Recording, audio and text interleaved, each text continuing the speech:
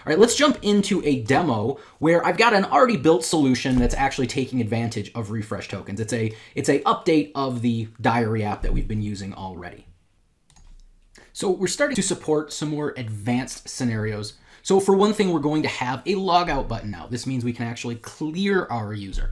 And the way we've got that implemented, if we come and check this out, we've got a new command in our main view model. That's our logout command. This is actually data bound to a new button that's on our toolbar. And this will end up calling onClearOff async, and onClearOff async, as we can see, we'll call diary service logoff async. And this really does the meat of all the work. The rest of this is just kind of some cleanup for once we're logged off. But if we go and look at diary service logoff, we can see that the first thing it does is call the remote logoff endpoint. And this is important to do first because it needs something from our local data, which is our token. Then we can actually handle logging out locally with the Azure client. That'll actually blow away that token. But remember, we saved our token, so now we also need to clear our secure storage and then also purge our local table, because if we end up logging in with a different user, which we don't support yet, but we soon will support different users having different data, then we're going to want to make sure that our local cache doesn't have that wrong user's data. So when we log off, we'll purge all our local data. Of course, there are some optimizations we could think about in a real-world scenario, but for right now, this is a safe and simple approach. Now, the next thing that we've got, if we go and look at our login method, is that we're actually now supporting refreshing our user token if it expires.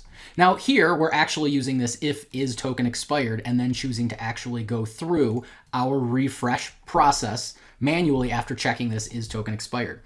There are some different ways you could handle this, like waiting for Azure to throw an exception to return a status code that let you know that things were expired. That might be a little bit easier to code, but it obviously is not going to be as smooth a user experience. And the reason it's easier to code is if we actually go and look at this is token expired method, it's pretty obscure. We have to do the base64 on encoding and then parsing a format. So it's not super straightforward, although it is at least pretty boilerplate. So you could actually just copy and paste this code if you wanted to. Anyway, once we've determined that the token is expired, then we actually end up going into this branch. Of course, this is the not expired, so we actually do the regular flow there. And then if expired, we go into the refresh flow down here.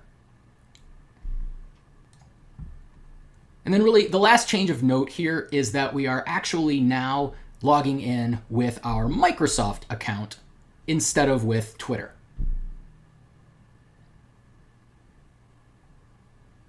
As we can see there. All right, so it's pretty straightforward, nothing too terribly complicated because a lot of the heavy-duty work is handled right here.